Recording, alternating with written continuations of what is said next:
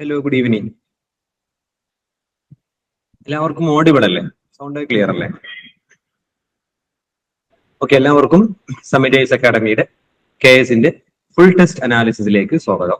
Friends, കഴിഞ്ഞ വീക്കിൽ നമ്മൾ ഡിസ്കസ് ചെയ്തിട്ടുള്ളത് പേപ്പർ 1ന്റെ ഡിസ്കഷൻ ആണ്. നമ്മൾ ഇന്ന് ഡിസ്കസ് ചെയ്യാൻ പോകുന്നത് ലാസ്റ്റ് KS എക്സാമിന്റെ പേപ്പർ 2ന്റെ അനാലിസിസ് ആണ്. സോ ഈ ഒരു പേപ്പറിന്റെ പ്രത്യേകത, ഈ ഒരു പേപ്പറിൽ 100 ക്വസ്റ്റ്യൻസ് ആണുള്ളത്. അതിൽ 25 ക്വസ്റ്റ്യൻസ് എക്കണോമിക്സിൽ നിന്നാണ് ചോദിച്ചിട്ടുള്ളത്. ദാറ്റ് ഈസ് ഇന്ത്യൻ എക്കണോമി ഉണ്ട്, അതേപോലെ തന്നെ കേരള എക്കോണമി. ഓക്കെ, എക്കോണമിയിൽ നിന്ന് മൊത്തമായി 25 ക്വസ്റ്റ്യൻസ്, അതേപോലെ സയൻസ് ആൻഡ് ടെക്നോളജിയിൽ നിന്ന് 25 ക്വസ്റ്റ്യൻസ്, അതേപോലെ തന്നെ 30 ക്വസ്റ്റ്യൻസ് മലയാളത്തിൽ നിന്നും 20 ക്വസ്റ്റ്യൻസ് ഇംഗ്ലീഷിൽ നിന്നുമാണ്. ഓക്കെ, ഇതാണ് കഴിഞ്ഞ വർഷത്തെ പേപ്പർ 2ന്റെ ഒരു കോംബോ എന്ന് പറയുന്നത്. ഓക്കെ, സോ നമുക്ക് നോക്കാം. ആദ്യം എക്കണോമിക്സിൽ നിന്നുള്ള 25 ക്വസ്റ്റ്യൻസ് ഡിസ്കസ് ചെയ്യാം. സോ ക്ലാസിന്റെ ഒരു മോഡ് ഓഫ് ഓപ്പറേഷൻ എന്ന് പറയുന്നത്, ഞാൻ ആദ്യം ചെയ്യും ക്വസ്റ്റ്യൻ വായിക്കും, ശേഷം നിങ്ങൾ ആൻസർ ചെയ്യാൻ ശ്രമിക്കുക, അതിനുശേഷം ഞാൻ എന്ത് ചെയ്യാം, എക്സ്പ്ലെയിൻ ചെയ്യാം. ഓക്കെ, സോ നമുക്ക് തുടങ്ങാം. ആദ്യം ക്വസ്റ്റ്യൻ നമ്പർ 1. ഒരു മിനിറ്റ് ഒന്ന് വെയിറ്റ് ചെയ്യാണ്. Okay friends, sorry for the delay. So നമുക്ക് തുടങ്ങാം. Question number 1. By and large, land reforms in India enacted so far and those contemplated in the near future are in the right direction. And yet, due to lack of implementation and the actual results are far from the satisfactory. This is the view of B.S. Sidhu, M.L. Danduwala, Venkatesh Subbaiah, V.S. Vyas. Answer ചെയ്യാൻ ശ്രമിക്കാം, ശേഷം ഞാൻ എന്ത് ചെയ്യാം, explain ചെയ്യാം. So land റിഫോംസിനെ പറ്റിയിട്ട്, ഇന്ത്യയിലെ land റിഫോംസുകളെ പറ്റിയിട്ട് വളരെ പ്രഗത്ഭനായിട്ടുള്ള ഒരു പണ്ഡിതന്റെ അഭിപ്രായമാണ് മേൽ തന്നിരിക്കുന്നത്. ആരുടെ അഭിപ്രായമാണത്? കിരൺ SR ലിയോ പറയുന്നു ഓപ്ഷൻ സി ആണെന്ന്. Okay fine, let me answer. So ഇന്ത്യയിൽ ലാൻഡ് റിഫോംസുകൾ പാസ്സാക്കിയിട്ടുണ്ട്. നമുക്കറിയാം, നമ്മുടെ ഭരണഘടനയുടെ 7th ഷെഡ്യൂൾ പ്രകാരം ലാൻഡ് എന്ന് പറയുന്നത് സ്റ്റേറ്റ് ലിസ്റ്റിൽപ്പെട്ട സാധനമാണ്. മീൻസ് ലാൻഡ് റിഫോംസ് ആക്ടുകൾ പാസ്സാക്കേണ്ടതോ ഭൂപരിഷ്കരണ നിയമങ്ങൾ പാസ്സാക്കേണ്ടത് സംസ്ഥാന ഗവൺമെന്റുകളാണ്. അപ്പൊ പല സംസ്ഥാന ഗവൺമെന്റുകളും ഇന്ത്യക്ക് സ്വാതന്ത്ര്യം കിട്ടിയതിനു ശേഷം ലാൻഡ് റിഫോംസ് ആക്ടുകൾ പാസ്സാക്കിയിട്ടുണ്ട്. അപ്പം സംസ്ഥാന ലാൻഡ് റിഫോംസ് ആക്ടുകൾ പാസ്സാക്കിയിട്ടുണ്ടെങ്കിലും അത് ഫുള്ളി ഇംപ്ലിമെന്റ് ആയിട്ടില്ല. കേരളം, അതേപോലെ വെസ്റ്റ് ബംഗാൾ, അതേപോലെ തന്നെ ജമ്മു ആൻഡ് കാശ്മീർ തുടങ്ങിയ ചില സംസ്ഥാനങ്ങളിൽ മാത്രമേ ലാൻഡ് റിഫോംസ് ആക്ടുകൾ വേണ്ടതുപോലെ ഇംപ്ലിമെന്റ് ആയിട്ടുള്ളൂ. ബാക്കി എല്ലാ സ്ഥലങ്ങളിലും ലാൻഡ് റിഫോംസ് ആക്ടുകൾ അഥവാ ഭൂപരിഷ്കരണ നിയമങ്ങൾ എഫക്റ്റീവ്ലി നടപ്പിലാക്കാൻ പറ്റിയിട്ടില്ല. ഓക്കെ, അപ്പം റൈറ്റ് ഡയറക്ഷനിലാണെന്നൊക്കെ വന്നത് എങ്കിലും ലാൻഡ് റിഫോംസ് ആക്ടുകൾ ഇപ്പോഴും പൂർണ്ണമായി നടപ്പിലാക്കാൻ പറ്റിയിട്ടില്ല എന്നൊരു അഭിപ്രായം രേഖപ്പെടുത്തിയത് ഓപ്ഷൻ ബി M.L. ദന്തുവാലയാണ്. ഓക്കെ അല്ലെ? M.L. ദന്തുവാലയുടെ അഭിപ്രായമാണ് മേൽ കൊടുത്തിരിക്കുന്നത്. ഓക്കെ അല്ലെ? അതായത് land reforms remain an unfinished business എന്ന് പറയുന്ന ഒരു ലേഖനത്തിലാണ് അദ്ദേഹം ഇത്തരത്തിലൊരു അഭിപ്രായം രേഖപ്പെടുത്തിയിട്ടുള്ളത്. ഓക്കെ അല്ലെ? അപ്പൊ ലാൻഡ് റിഫോംസുകളുമായി ബന്ധപ്പെട്ടിട്ട് പ്രഗത്ഭരായിട്ടുള്ള ആളുകളുടെ ഒപ്പീനിയൻ നമുക്ക് അറിഞ്ഞിരിക്കണം. സോ ലാൻഡ് റിഫോംസ് ആക്ടുകളുമായി ബന്ധപ്പെട്ട് പ്രഗത്ഭരായിട്ടുള്ള ആളുകൾ നടത്തിയ ഒപ്പീനിയൻസുകൾ എന്തൊക്കെയെന്നുള്ളത് നമുക്ക് എന്താക്കാം, ക്ലാസ്സുകളിൽ ഡിസ്കസ് ചെയ്യാം. So that's all, not about. Question number 2. State the correct answer. A unique objective of the 8th plan is achieving self-sufficiency in food production, universalization of elementary education and thereby eradicating illiteracy in the age group of 15 to 35 years. C. Achieving growth rate of 2.4%. D. Export promotion and solving foreign exchange problems.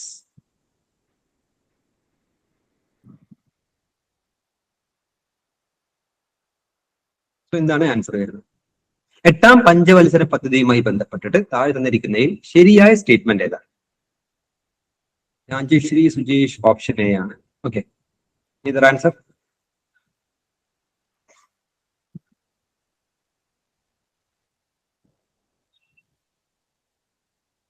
Okay, either answer. So പഞ്ചവത്സര പദ്ധതികൾ അഥവാ 5-year plans PSC perspective വളരെ important ആണ്. ഒരു questions എന്തായാലും പഞ്ചവത്സര പദ്ധതി നമുക്ക് എക്സ്പെക്ട് ചെയ്യണം. സോ നമുക്ക് ആദ്യം എന്താക്കാം, 8ാം പഞ്ചവത്സര പദ്ധതിയെ പറ്റി ഒന്ന് ഡിസ്കസ് ചെയ്യാം. ഓക്കെ, സോ 8ാം പഞ്ചവത്സര പദ്ധതി 1992, 97 കാലഘട്ടങ്ങളിലാണ് 8ാം പഞ്ചവത്സര പദ്ധതി നടന്നത്. ഓക്കെ, ആ ഒരു സമയത്ത് ഇന്ത്യയുടെ പ്രധാനമന്ത്രി നരസിംഹറാവു ആണ്. ഇന്ത്യയുടെ ആ സമയത്ത് ഫിനാൻസ് മിനിസ്റ്റർ എന്ന് പറയുന്നത് മൻമോഹൻ സിംഗ് ആണ്. അതുകൊണ്ട് തന്നെ മൻമോഹൻ റാവു പ്ലാൻ എന്ന പേരിലും ഈ പഞ്ചവത്സര പദ്ധതി അറിയപ്പെടുന്നുണ്ട്. 1992 മുതൽ 97 വരെയാണ് 8ാം പഞ്ചവത്സര പദ്ധതി. മൻമോഹൻ റാവു പ്ലാൻസ് എന്ന പേരിലും അറിയപ്പെടുന്നുണ്ട്.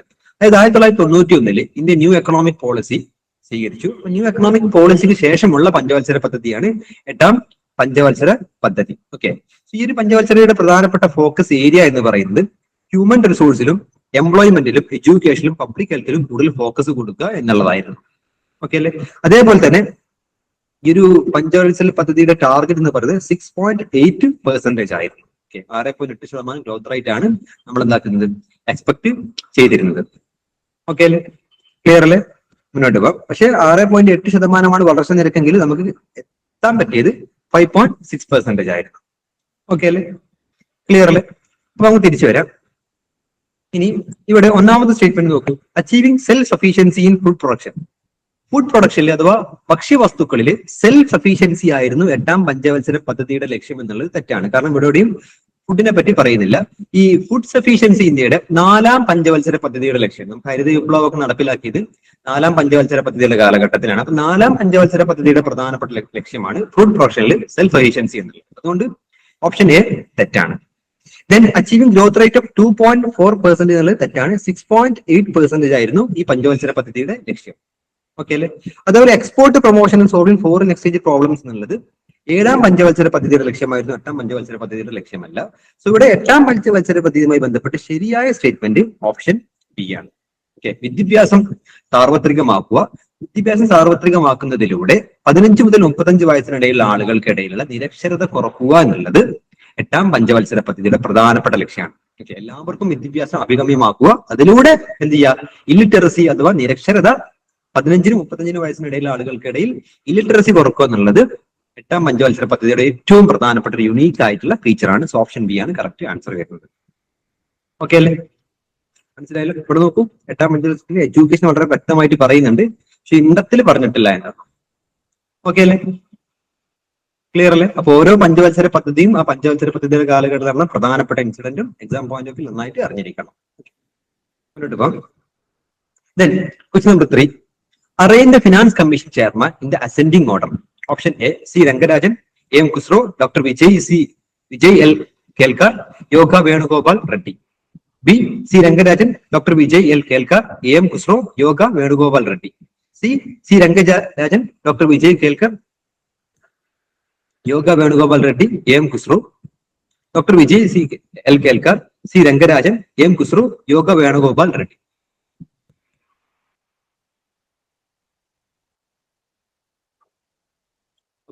പഞ്ചവത്സര പദ്ധതിയും ഒരു 5 ഇയർ. ഓക്കെ, ഹരിത വിപ്ലവം ആരംഭിച്ചത് 3ാം പഞ്ചവത്സര പദ്ധതിയുടെ കാലഘട്ടത്തിലാണെങ്കിലും അത് നടപ്പിലാക്കിയത് 4ാം പഞ്ചവത്സര പദ്ധതിയുടെ കാലഘട്ടത്തിൽ. ഓക്കെ, ആൻസർ ചെയ്യാൻ ശ്രമിക്കും. ഇന്ത്യയിലെ ഫിനാൻസ് കമ്മീഷന്മാരെ കുറച്ച് ടൈറ്റ് ക്വസ്റ്റ്യൻ ആണ്, അസെൻഡിങ് ഓർഡറിൽ അറേഞ്ച് ചെയ്യാനാണ് ആവശ്യപ്പെട്ടിട്ടുള്ളത്. Actually, is option B. Okay, any other answer? Okay, fine. ഇവിടെ നമുക്ക് എക്സാം പോയിന്റ് ഓഫ് വ്യൂ കുറച്ച് കാര്യം പഠിക്കാനുണ്ട്. ഈ ഫിനാൻസ് കമ്മീഷന്റെ പ്രധാനപ്പെട്ട ചുമതല നമ്മുടെ ഭരണഘടനയിൽ ആർട്ടിക്കിൾ 280 ഫിനാൻസ് കമ്മീഷനെ പറ്റി പ്രതിപാദിക്കുന്നത്. സോ പ്രസിഡന്റ് എന്താക്കണം, ഒരു 5 വർഷം കൂടുമ്പോൾ ഫിനാൻസ് കമ്മീഷനെ നിയമിക്കണം. ഈ ഫിനാൻസ് കമ്മീഷന്റെ പ്രധാനപ്പെട്ട മാൻഡേറ്റ് എന്ന് പറയുന്നത് സെൻട്രൽ ഗവൺമെന്റിനും സ്റ്റേറ്റ് ഗവൺമെന്റിനും ഇടയിൽ tax, net proceeds of tax divide ചെയ്യാം. ടാക്സുകൾ ടാക്സിൽ നിന്ന് കിട്ടുന്ന വരുമാനം സെൻട്രൽ ഗവൺമെന്റിനും സ്റ്റേറ്റ് ഗവൺമെന്റിനും ഇടയിൽ ഡിവൈഡ് ചെയ്ത് കൊടുക്കേണ്ടത് ഫിനാൻസ് കമ്മീഷന്റെ ചുമതലയാണ്. ഓക്കെ, അപ്പൊ ഒരു 5 വർഷം കൂടുമ്പോൾ ഫിനാൻസ് കമ്മീഷൻ വരും. സോ ഫിനാൻസ് കമ്മീഷന്മാരുടെ ചെയർമാൻമാരുടെ അസെൻഡിങ് ഓർഡർ ഇവിടെ അറേഞ്ച് ചെയ്യാനാണ് പറഞ്ഞത്. അവിടെ ശ്രദ്ധിക്കേണ്ട കാര്യം, ഇന്ത്യയുടെ 1ാം ഫിനാൻസ് കമ്മീഷൻ നിലവിൽ വന്നത് 1951 KC നിയോഗിയായിരുന്നു ഇന്ത്യയുടെ ആദ്യത്തെ ഫിനാൻസ് കമ്മീഷൻ. 1952 മുതൽ 57 വരെയാണ് അദ്ദേഹം ഓഫീസിലിരുന്നത്. 1ാം ഫിനാൻസ് കമ്മീഷൻ 1951 വന്നു. അധ്യക്ഷൻ KC നിയോഗിയാണ്. 2ാം ഫിനാൻസ് കമ്മീഷന്റെ അധ്യക്ഷൻ K സന്താനമാണ്. അത് രണ്ടൊന്ന് എക്സാം പോയിന്റ് ഓഫ് വ്യൂ അറിഞ്ഞിരിക്കുക. ഓക്കെ അല്ലേ? ക്ലിയർ അല്ലേ? മുന്നോട്ട് പോകാം. ഇവിടെ എക്സാമിന് ചോദിച്ചത്, സോ ഇവിടെ മുതലാണ്. ഓക്കെ, സോ 12ാം ഫിനാൻസ് കമ്മീഷൻ അധ്യക്ഷൻ സി രംഗരാജനാണ്. അതിനു മുമ്പ് 11ാം ഫിനാൻസ് കമ്മീഷൻ എം ഖുസ്രുവാണ്.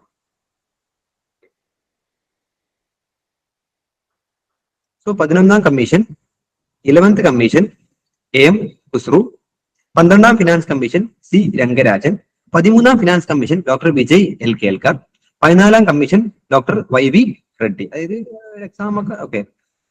പിന്നെ 50th finance commission N K Singh ആണ്. ഓക്കെ അല്ലേ? അപ്പൊ ഈ ഒരു 11ാം ഫിനാൻസ് കമ്മീഷൻ മുതലുള്ള ഫിനാൻസ് കമ്മീഷന്മാരുടെ ഓർഡർ ആണ് ചോദിച്ചത്. സോ ഇവിടെ ഫസ്റ്റ് ആര് വരണം? എം ഖുസ്രു വരണം. ഓക്കെ, എം ഖുസ്രു വരുന്ന ഒരു ഒറ്റ ഓപ്ഷനും ഇല്ലാത്തത് കൊണ്ട് തന്നെ PSC ക്വസ്റ്റ്യൻ എന്ത് ചെയ്തു? ക്യാൻസൽ ചെയ്തു. ഓക്കെ അല്ലെ? ആദ്യം എം ഖുസ്രു വരണം, എം ഖുസ്രുവിന് ശേഷം സി രംഗരാജൻ വരണം, പിന്നെ ഡോക്ടർ വിജയ് എൽ കേൽക്കാർ വരണം, പിന്നെ വൈ വി റെഡ്ഡി വരണം. ഇവിടെ കറക്റ്റ് ആയിട്ടുള്ള ഒരു പേരില്ലാത്തത് കൊണ്ട് തന്നെ ഈ ക്വസ്റ്റ്യൻ PSC ക്യാൻസൽ ചെയ്തു. ഓക്കെ അല്ലെ? അപ്പൊ ഫിനാൻസ് കമ്മീഷന്മാരുടെ ഒരു ഓർഡർ അറിഞ്ഞിരിക്കണം. ഓക്കെ അല്ലെ? ഇപ്പം 15ാം ഫിനാൻസ് കമ്മീഷനാണ്. 15ാം ഫിനാൻസ് കമ്മീഷന്റെ അധ്യക്ഷൻ എൻ കെ സിംഗ് ആണ്. 2020 മുതൽ 2025 വരെയാണ് ഇവരുടെ കാലാവധി. ഓക്കെ അല്ലേ? ക്ലിയർ ഇടൂ, മുന്നോട്ട് പോകാലോ.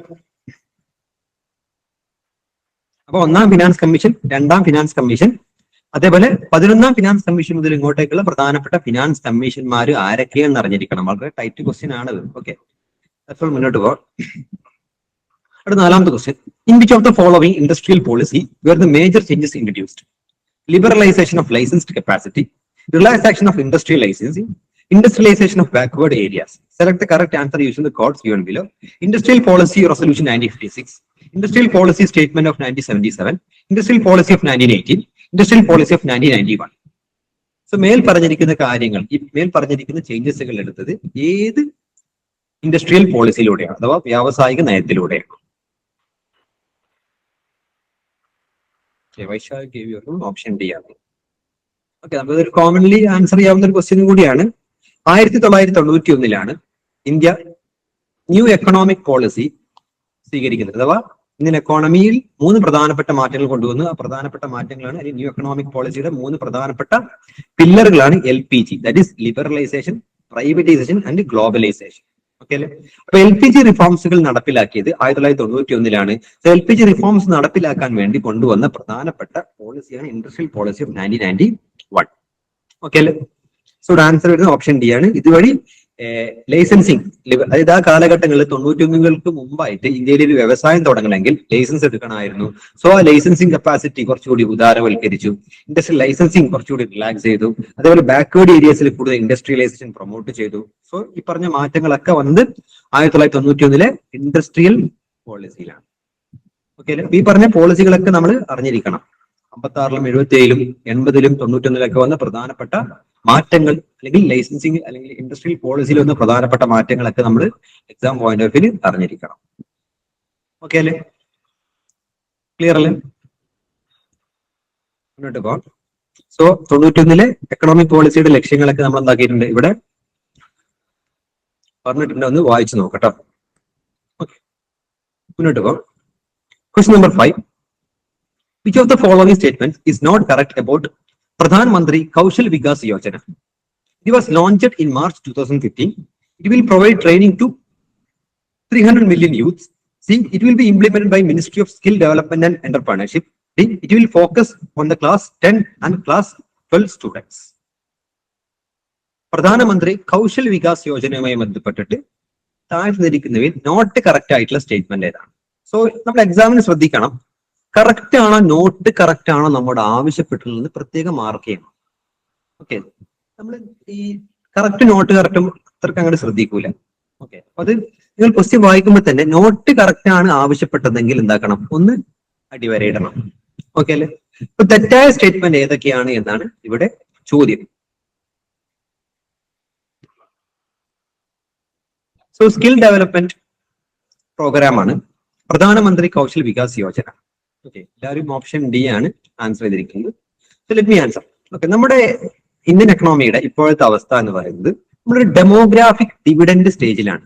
ഓക്കെ, ഡെമോഗ്രാഫിക് ഡിവിഡൻഡ് എന്ന് പറഞ്ഞാല് ഈ പോപ്പുലേഷനിൽ നമുക്കറിയാം, പോപ്പുലേഷനിൽ വർക്കിംഗ് പോപ്പുലേഷൻ ഉണ്ട്, നമ്മൾ വർക്ക് ഫോഴ്സ് എന്ന് വിളിക്കും.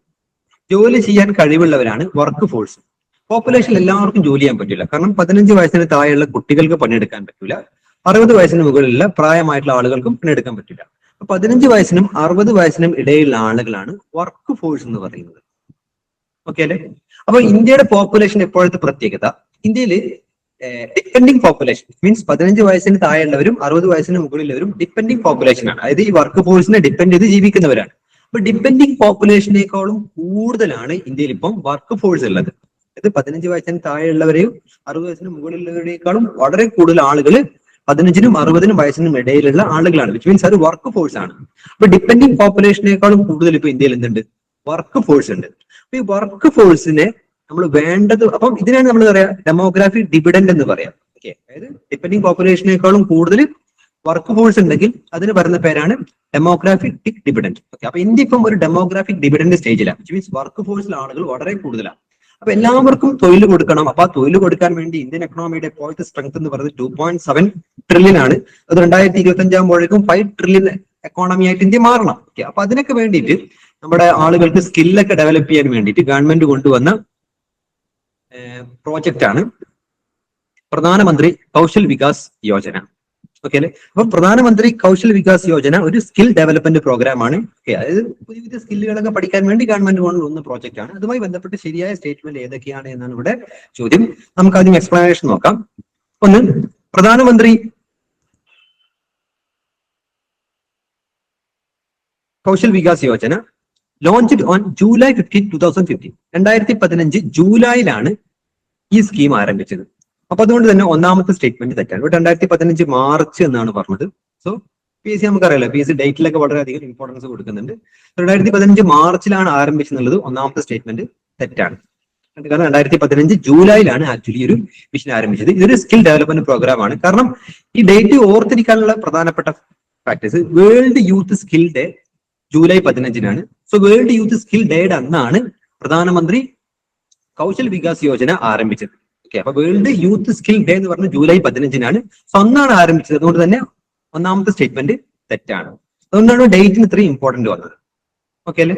രണ്ടാമത്തത്, ഈ ഒരു പ്രോഗ്രാം ഇംപ്ലിമെന്റ് ചെയ്യുന്നത് ministry of skill development entrepreneurship ആണ്. ഓക്കെ, അതുകൊണ്ട് മൂന്നാമത്തെ സ്റ്റേറ്റ്മെന്റ് ശരിയാണ്. ഓക്കെ, അടുത്ത് 10 മില്യൺ യൂത്തിനാണ്. ഓക്കെ, 10 മില്യൺ യൂത്തിനാണ്, ഏകദേശം 1 കോടി ആളുകൾക്കാണ് ഈ സ്കീമിലൂടെ സ്കില്ല് കൊടുക്കാൻ ഉദ്ദേശിച്ചത്. അതുകൊണ്ട് ഓപ്ഷൻ ബിയും തെറ്റാണ്. ഓക്കെ അല്ലെ? ഓപ്ഷൻ ഡി കറക്റ്റ് ആണ്. 10ാം ക്ലാസ്സിനും 12ാം ക്ലാസ്സിനും കഴിഞ്ഞ കുട്ടികൾക്കാണ് ഈ ഒരു സ്കീം കൂടുതൽ ഫോക്കസ് കൊടുക്കുന്നത്. അപ്പൊ ഇവിടെ നോട്ട് കറക്റ്റ് ചൂസ് ചെയ്യാനാണ് പറഞ്ഞത്. അതുകൊണ്ട് എയും തെറ്റാണ്, സിയും തെറ്റാണ്. അതുകൊണ്ട് തന്നെ PSC പിന്നീട് ഈ ക്വസ്റ്റ്യൻ ക്യാൻസൽ ചെയ്തു. ഓക്കെ അല്ലേ? ക്ലിയർ അല്ലടോ? മുന്നോട്ട് പോകാലോ?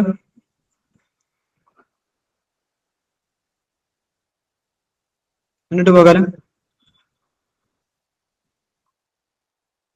ഓക്കെ, അപ്പൊ ഡെമോഗ്രാഫിക് ഡിവിഡൻഡ് എന്താന്ന് മനസ്സിലാക്കണം. അതേപോലെ പ്രധാനമന്ത്രി കൗശൽ വികാസ് യോജന പോലെയുള്ള സെൻട്രൽ ഗവൺമെന്റിന്റെ സ്കീംസുകളും എക്സാം പോയിന്റ് ഓഫ് വ്യൂ നന്നായിട്ട് പഠിച്ചിരിക്കണം. ഓക്കെ, മുന്നോട്ട് പോകാം. അടുത്ത question number 6. Land reforms does not refers to elimination of all forms of exploitation and social justice within the agrarian system. B. Removal of impediments arising from the agrarian structure for improved production. C. Consolidation of holdings. D. Provision of employment guaranteed to the rural poor. Land reformsമായി ബന്ധപ്പെടാത്തത് ഏത്? പ്രത്യേകം ശ്രദ്ധിക്കുക, not refer ആണ്. Land റിഫോംസുമായി ബന്ധപ്പെടാത്തത് ഏത് എന്നാണ് ചോദ്യം. So land റിഫോംസുമായി ബന്ധപ്പെട്ട് എക്കണോമിക്സിൽ ചോദിക്കുന്ന രണ്ടാമത്തെ ചോദ്യമാണ്. അപ്പൊ ലാൻഡ് റിഫോംസ് വളരെ ഇൻഡെപ്ത് ആയിട്ട് എക്സാം പോയിന്റ് ഓഫ് വ്യൂ പഠിച്ചിരിക്കണം. ഓക്കെ, ലാൻഡ് റിഫോംസുമായി ബന്ധപ്പെടാത്തത് ഏത്? രാജേഷ്, സുജാഷ്,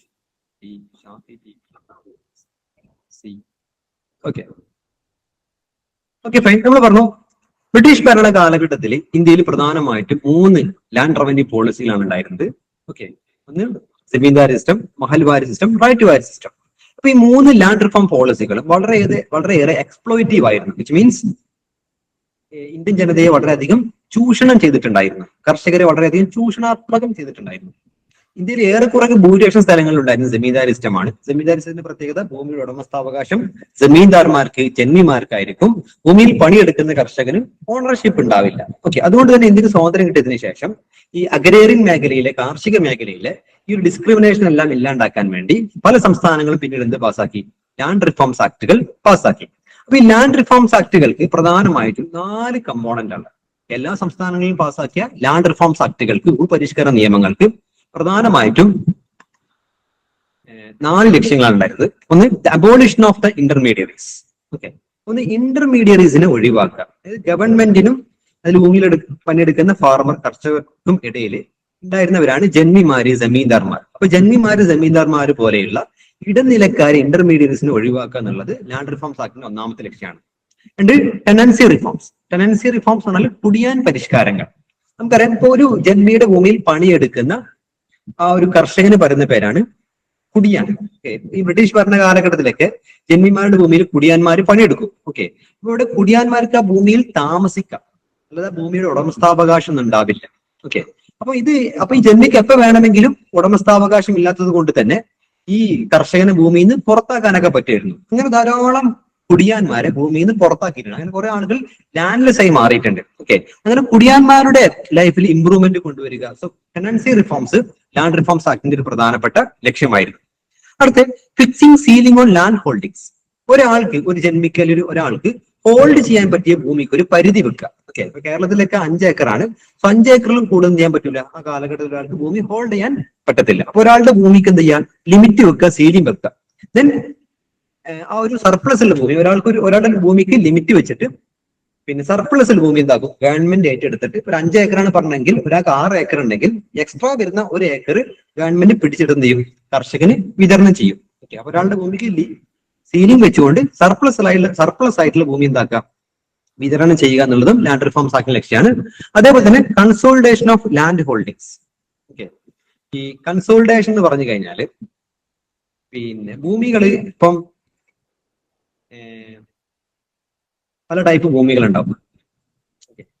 സോ ഓരോ ഭൂമിയിലും, ഇപ്പൊ ഈ ഒരു ഭൂമിയിൽ പിന്നെ നെല്ല് കൃഷി ചെയ്തു, വേറെ ഒന്നിൽ ഗോതമ്പ് ചെയ്തു. ഓക്കെ, തൊട്ടപ്പുറത്തുള്ള ഭൂമിയിൽ പഞ്ചസാര, ഷുഗർ ചെയ്തു. അപ്പൊ ഇവിടെ നോക്കൂ, ഇവിടെയൊക്കെ ഓരോ ചെറിയ ചെറിയ ഏരിയാസിൽ പലതരം കൃഷി ചെയ്തുകൊണ്ട് അതുകൊണ്ട് മാക്സിമം ഔട്ട്പുട്ട് ഉണ്ടാവില്ല. മറിച്ച് ഈ ഭൂമിയിലല്ല, ഇത് ഓണർഷിപ്പ് പല ആളുകളുടെ കയ്യിലാണെങ്കിലും ഈ ഭൂമിയിലെല്ലാം ഒരൊറ്റ സാധനം കൃഷി ചെയ്താൽ, മുഴുവൻ നെല്ല് കൃഷി ചെയ്താൽ അല്ലെങ്കിൽ മുഴുവൻ പിന്നെ ഷുഗർ കൃഷി ചെയ്താൽ മാക്സിമം ഔട്ട്പുട്ട് കിട്ടും. അപ്പൊ കൺസോളിഡേഷൻ ഓഫ് ലാൻഡ് ഹോൾഡിംഗ് എന്ത് ചെയ്യുക? കൺസോളിഡേറ്റ് ചെയ്യുക എന്നുള്ളതും എന്ത് ലക്ഷ്യമായിരുന്നു? ലാൻഡ് റിഫോംസ് ആക്ടിന്റെ പ്രധാനപ്പെട്ട ലക്ഷ്യമായിരുന്നു. ഓക്കെ അല്ലെ? അപ്പൊ ലാൻഡ് റിഫോംസ് ആക്ടുകൾക്ക് പ്രധാനമായിട്ടും 4 കമ്പോണന്റ് ഉള്ളത്. ഒന്ന്, ഇന്റർമീഡിയറ്റ്സിനെ ഒഴിവാക്കുക, ടെനൻസി റിഫോംസ് നടപ്പിലാക്കുക, ഭൂമിക്ക് സീലിംഗ് വെക്കുക, സർപ്ലസ് ആയിട്ടുള്ള ഭൂമി എന്ത് ചെയ്യുക? വിതരണം ചെയ്യുക. അതേപോലെ consolidation of land holdings. Okay, അപ്പൊ ഇതാണ് പ്രധാനമായിട്ടും ലാൻഡ് റിഫോംസ് ആക്ടിന്റെ 4 കമ്പോണന്റുകൾ. ഇനി നമുക്ക് ആൻസറിലേക്ക് വരാം. ഒന്നാമത്തത് ശരിയാണ് അല്ലെ? ഈ അഗ്രേറിയൻ സിസ്റ്റത്തിലെ, കാർഷിക വ്യവസ്ഥയിലെ എല്ലാവിധ ചൂഷണങ്ങളും ഒഴിവാക്കുക എന്നുള്ളത് ലാൻഡ് റിഫോംസ് ആക്ടിന്റെ ഒരു പ്രധാനപ്പെട്ട ലക്ഷ്യം തന്നെയാണ്. അതുകൊണ്ട് ഓപ്ഷൻ എ ശരിയാണ്. അതേപോലെ തന്നെ ഇംപ്രൂവ്ഡ് പ്രൊഡക്ഷൻ. ഓക്കെ, കാർഷിക മേഖലയിൽ എന്ത് ചെയ്യാം? പ്രൊഡക്ഷൻ കൂട്ടുക. സോ ഇംപ്രൂവ്ഡ് പ്രൊഡക്ഷൻ കൊണ്ടുവരിക. സോ അതുമായി ബന്ധപ്പെട്ട പ്രശ്നങ്ങളെല്ലാം, ഇംപെഡിമെന്റ്സ് എല്ലാം തടയുക. ഇംപ്രൂവ്ഡ് പ്രൊഡക്ഷന് മുന്നിൽ വരുന്ന എല്ലാവിധ പ്രശ്നങ്ങളും തടയുക എന്നുള്ളത് ലാൻഡ് റിഫോംസ് ആക്ടിന്റെ പ്രധാനപ്പെട്ട ലക്ഷ്യമാണ്. അതുപോലെ കൺസോളിഡേഷൻ ഓഫ് ലാൻഡ് ഹോൾഡിംഗ് നമ്മൾ ഓൾറെഡി ഡിസ്കസ് ചെയ്ത് കഴിഞ്ഞു. അതും ലാൻഡ് റിഫോംസ് ആക്ടിന്റെ പ്രധാനപ്പെട്ട ലക്ഷ്യമാണ്. അതേപോലെ തന്നെ റൂറൽ പുവർ ആയിട്ടുള്ള ആളുകൾക്ക് എംപ്ലോയ്മെന്റ് ഉറപ്പുവരുത്തുക. ഇതും ലാൻഡ് റിഫോംസ് ആക്ടിന്റെ ലക്ഷ്യമാണ്. സോ താഴെ പറഞ്ഞിരിക്കുന്ന എല്ലാം ലാൻഡ് റിഫോംസ് ആക്ടുമായി ബന്ധപ്പെട്ട് ശരിയാണ്. അതുകൊണ്ട് PSC പിന്നീട് ഈ ക്വസ്റ്റ്യൻ ക്യാൻസൽ ചെയ്തു. ഓക്കെ അല്ലേ? ക്ലിയർ അല്ലേ? മുന്നോട്ട് പോകാലോ. Question number 7.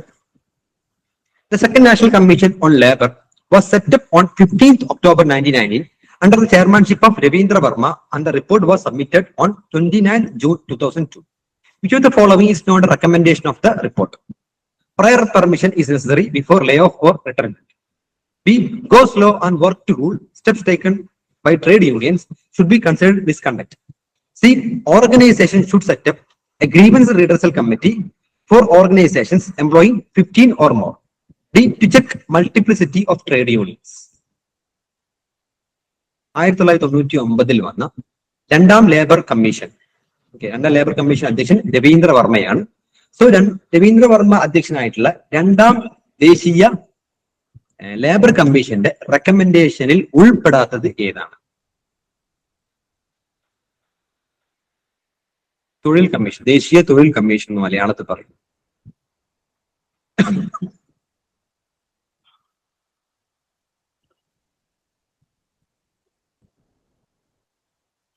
Okay fine, let me answer. So friends, 1999 രണ്ടാം തൊഴിൽ കമ്മീഷൻ വന്നത്.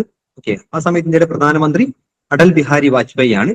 സോ രണ്ടാം തൊഴിൽ കമ്മീഷൻ അധ്യക്ഷൻ രവീന്ദ്ര വർമ്മയാണ്. ഓക്കെ, സോ ഈ ഒരു കമ്മീഷന്റെ റെക്കമെൻഡേഷൻ വളരെ ഇമ്പോർട്ടന്റ് ആണ്. കാരണം അവരുടെ റെക്കമെൻഡേഷൻ ഇപ്പോഴത്താണ് നടപ്പിലാക്കിയത്. ഓക്കെ, ഇന്ത്യയിൽ ധാരാളം ഈ തൊഴിൽ മേഖലയുമായി ബന്ധപ്പെട്ടിട്ട് ഇന്ത്യയിൽ ധാരാളം നിയമങ്ങളുണ്ട്. ഏകദേശം 44ഓളം സെൻട്രൽ നിയമങ്ങളുണ്ട്. ഓക്കെ, അപ്പൊ ഈ 44ഓളം സെൻട്രൽ നിയമങ്ങളെ എന്താക്കണം, 4 ലേബർ കോഡുകളായിട്ട് മാറ്റണമെന്ന് ഈ കമ്മീഷൻ റെക്കമെൻഡ് ചെയ്തിട്ടുണ്ട്. ഓക്കെ, അതിന്റെ അടിസ്ഥാനത്തിൽ ഇപ്പം ഈ 44 നിയമങ്ങൾ നമ്മൾ 4 ലേബർ കോഡുകളാക്കി മാറ്റിയിട്ടുണ്ട്. Labour code and wages, labour code and occupational safety, health and working condition, labour code and industrial relation, labour code and social security. ഇപ്പൊ 2020 അത് നടപ്പിലാക്കി കഴിഞ്ഞു. ഓക്കെ, അപ്പം ഇന്ത്യയിലെ തൊഴിൽ നിയമങ്ങളെ 4 ലേബർ കോഡുകളായിട്ട് റെക്കമെൻഡ് ചെയ്യണം എന്ന് റെക്കമെൻഡ് ചെയ്തത് ഈ രണ്ടാം തൊഴിൽ കമ്മീഷനാണ്. ഓക്കെ, അത് ജസ്റ്റ് ഒരു ബേസിക് ആയിട്ടുള്ള ഫാക്ട് മാത്രമാണ്, അത് മനസ്സിലാക്കുക. അതിന് കൂടുതൽ പഠിക്കേണ്ട കാര്യം, ഒന്നാം തൊഴിൽ കമ്മീഷൻ 1966 ഓക്കെ, അതിന്റെ അധ്യക്ഷൻ TB ഗജേന്ദ്ര ഖഡ്കാറാണ്. 2 ഫാക്ട് ഒന്ന് ഓർത്തിരുന്നാൽ മാത്രം മതി. നമുക്ക് എന്താ ചെയ്യാം, ക്വസ്റ്റ്യൻസിലേക്ക് വരാം. ഇവിടെ ഈ ഒരു ക്വസ്റ്റ്യന് ചെറിയ മിസ്റ്റേക്ക് ഉണ്ട്. PSC ആൻസർ കൊടുത്തത് ഓപ്ഷൻ A ആണ്. ഓപ്ഷൻ A തെറ്റാണ്. കാരണം എന്താ, ഈ തൊഴിൽ നിന്ന് വിരമിക്കുന്ന ആളുകൾ പ്രയർ പെർമിഷൻ ഒന്നും വാങ്ങേണ്ട കാര്യം, അത് നെസസറി ആണെന്നാണ് പറഞ്ഞത്. പക്ഷെ കമ്മീഷൻ റെക്കമെൻഡ് ചെയ്തത് എന്താണ്, ലേ ഓഫോ റിട്രെച്ച്മെന്റോ എന്തല്ല, നെസസറി അല്ല, മുമ്പ് ഇത് അറിയിക്കേണ്ട കാര്യമൊന്നുമില്ല എന്ന് പറയുന്നുണ്ട്. സോ ഓപ്ഷൻ A തെറ്റാണ്. ദെൻ B ശരിയാണ്, അതേപോലെ ഡിയും ശരിയാണ്. ഓപ്ഷൻ സിയും തെറ്റാണ്. ഓപ്ഷൻ സി തെറ്റാനുള്ള കാരണം, ഓപ്ഷൻ A തെറ്റാണ്, ഓപ്ഷൻ സിയും തെറ്റാണ്. കാരണം 50ഓ അതിലധികമോ തൊഴിലാളികൾ ജോലി ചെയ്യുന്ന സ്ഥാപനങ്ങളിൽ ഒരു പരാതി പരിഹാര കമ്മിറ്റി വേണം എന്നാണ് ഇവിടെ തന്നിരിക്കുന്നത്. പക്ഷെ ആക്ച്വലി കമ്മീഷൻ റെക്കമെൻഡ് ചെയ്ത് 20ഓ 20ലധികമോ തൊഴിലാളികൾ ജോലി ചെയ്യുന്ന ഒരു സ്ഥാപനത്തിൽ ഗ്രീവൻസ് റീഡേഴ്സൽ കമ്മിറ്റി വേണമെന്നാണ് റെക്കമെൻഡ് ചെയ്തിട്ടുള്ളത്. സോ PSCയുടെ ആൻസർ കീഴിൽ ഓപ്ഷൻ A ആണ് ആൻസർ ആയിട്ട് കൊടുത്തിട്ടുള്ളത്. പക്ഷെ ഓപ്ഷൻ Aയും തെറ്റാണ്, ഓപ്ഷൻ സിയും തെറ്റാണ്. പക്ഷെ PSC പിന്നീട് ആൻസർ കീഴിൽ മാറ്റങ്ങളൊന്നും വരുത്തിയിട്ടില്ല. ഓക്കെ അല്ലേ, ക്ലിയർ അല്ലേ? അപ്പം ഇന്ത്യയിൽ 2 തൊഴിൽ കമ്മീഷനുകൾ വന്നിട്ടുണ്ട്. ആ 2 തൊഴിൽ കമ്മീഷനുകളുടെ recommendations in this regard is very important. അടുത്ത question number 8. Consider the following statements. The knife edge problem in the Harrod-Domer growth model implies a constant rate of population growth, output, rate of saving for capital output ratio of the statements. Option A, 4 alone is correct. B, 1 and 2 are correct. C, 1, 2, 3 are correct. Option D, 1, 3 and 4 are correct. Harrod Domar മോഡലിന്റെ ഏറ്റവും പ്രധാനപ്പെട്ട പ്രശ്നം എന്താണ് എന്നാണ് ചോദ്യം.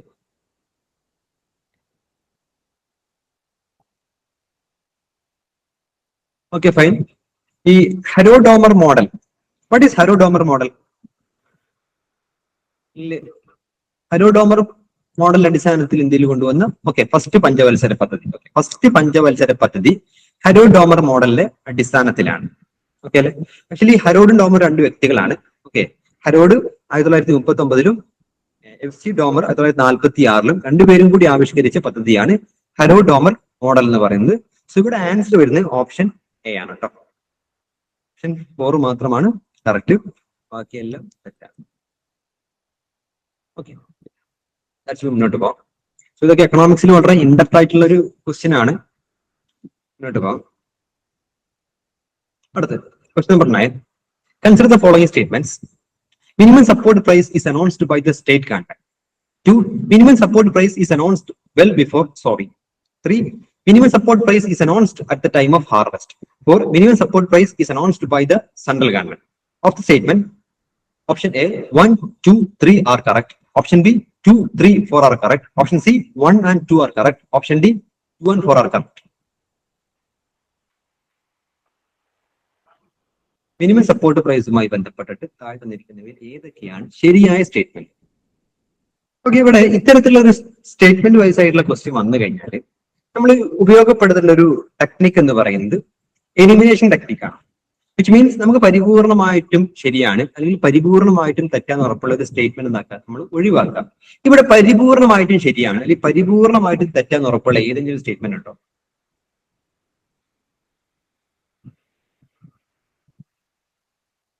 So minimum support price അഥവാ താങ്ങുവില പ്രഖ്യാപിക്കുന്നത് ആരാണ്?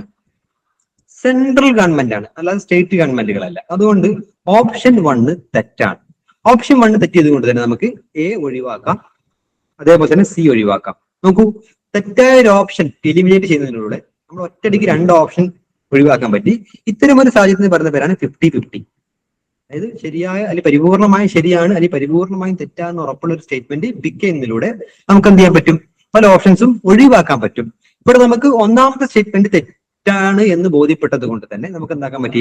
2 ഓപ്ഷൻ എലിമിനേറ്റ് ചെയ്യാൻ പറ്റി. ഈ 2 ഓപ്ഷൻ എലിമിനേറ്റ് ചെയ്ത് കഴിഞ്ഞാൽ അതിന് പറയുന്ന പേരാണ് 50-50 ചാൻസ്. സോ ബാക്കി 2 ഇതിലൊന്ന് ശരിയാവും. അപ്പൊ 50-50 ആയി കഴിഞ്ഞാൽ നിങ്ങൾ എന്തായാലും ക്വസ്റ്റ്യൻസ് അറ്റൻഡ് ചെയ്തിരിക്കണം. ഇനി അടുത്തത്, ഈ മിനിമം സപ്പോർട്ട് പ്രൈസ് പ്രഖ്യാപിക്കുക വിത്ത് വിതക്കുന്ന സമയത്താണോ അല്ലെങ്കിൽ ഹാർവെസ്റ്റ് അഥവാ കൊയ്ത്തിന്റെ സമയത്താണോ? ഏത് സമയത്താ?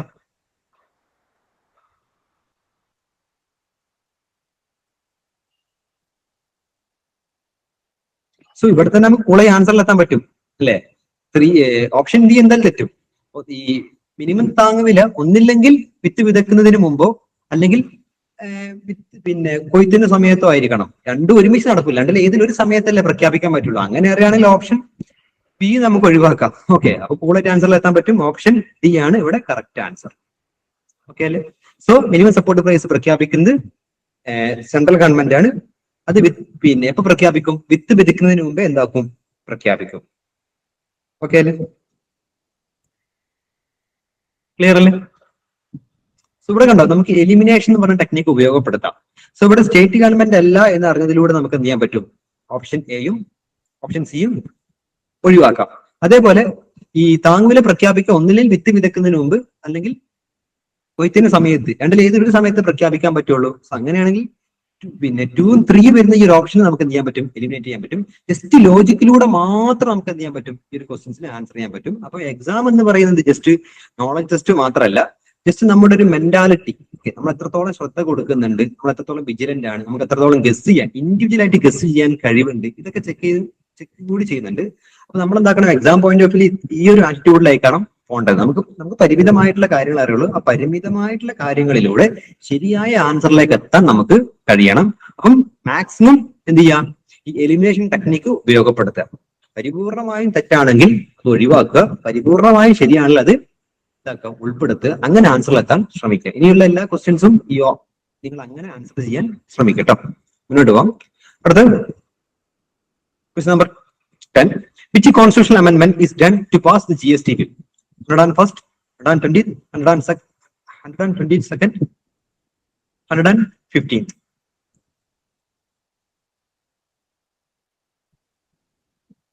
So GST-യുമായി ബന്ധപ്പെട്ടിട്ടുള്ള ഇത് സ്ഥിരമായിട്ട് ചോദിക്കുന്ന ഒരു ക്വസ്റ്റ്യനും കൂടിയാണ്.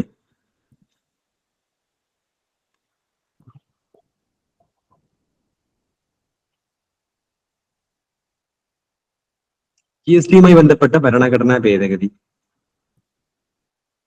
ഓക്കെ, ഇവിടെ 2 കാര്യം നോട്ടാണ്. ഇപ്പൊ പല ആളുകളും പല ആൻസർ ചെയ്തു.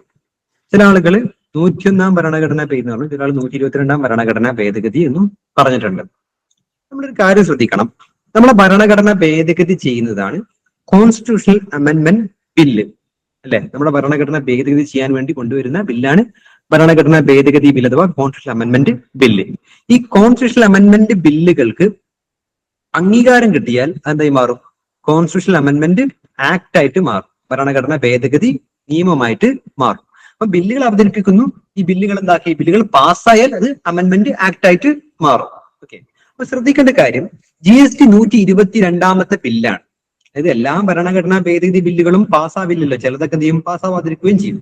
അപ്പൊ 122ാമത്തെ ബില്ലാണ്, പക്ഷെ 101ാമത്തെ ആക്ട് ആണ്. ഓക്കെ അല്ലെ? ഇപ്പൊ GST എന്ന് പറഞ്ഞാൽ 122ാമത്തെ ബില്ലാണ്, പക്ഷെ 101ാം ഭരണഘടനാ ഭേദഗതിയാണ്. മനസ്സിലായോ? ക്ലിയർ ആയിടോ? അപ്പൊ അമെന്റ്മെന്റ് ബില്ല് വേറെ, അമെന്റ്മെന്റ് ബില്ല് പറഞ്ഞാൽ പാർലമെന്റിൽ അവതരിപ്പിക്കുന്ന ബില്ലാണ്. അപ്പൊ 122ാമത്തെ ഭരണഘടനാ ഭേദഗതി ബില്ലാണ്. എല്ലാ ബില്ലുകളും പാസ്സാവില്ല, ചിലതൊക്കെ പാർലമെന്റിൽ പാസ്സാവാതിരിക്കും.